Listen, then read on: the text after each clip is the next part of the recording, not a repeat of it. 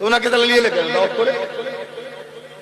আর তোমাদের এই জন্য আলেমে আলেমে আমাদের আমার সঙ্গে কেউ জলসা করতে চাইছে না।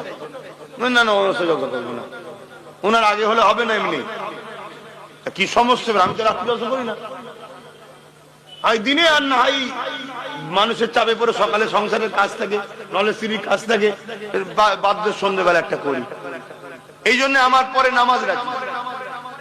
কমিটির উচিত ছিল নামাজ পড়িয়ে দেওয়া, নামাজ পড়েলে আবার নতুন করে শুরু করা। এটা মানুষকে অপমান করা হয় না। যদি আমার সামনে উঠে চলে যেত আমার মনে দুঃখ লাগতো না? যখন আমি প্রথম যত শুরু করেছি আমার অনেক ছাত্রদের পরে উঠেছিলাম, এক জায়গায় তো গিয়ে দিকে একটা খোঁড়া বসে আছে, বাকি সব পালিয়ে গেছে। এমন কি খবর তোমার? বলছে আমাকে যে নিয়ে যাবে সে হুজুরের সঙ্গে দেখা করতে যাচ্ছে। আমি ওই বলো, এটা কি অন্যায় নয় বলো? এগুলো কমিটিকে বুঝতে হয়। একটা নামাজ করে নিল, করে নিয়ে আবার নতুন করে শুরু হলো।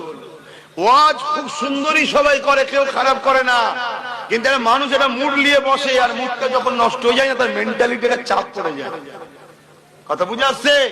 আর যখন শুরু করবে 5টা লোক এসে বসলো, 10টা লোক এসে বসলো, ওই ব্যক্তিটাই এত সুন্দর ওয়াজ করবে, আগামী দিন তার ওয়াজ শোনার জন্য লোক আগে থেকে এসে বসে থাকবে। এখনো করুন, এখনো ভুল। এগুলো আমি বলেছিলাম, কিন্তু তোমরা তো কথা শোনোনি, কি বলবা?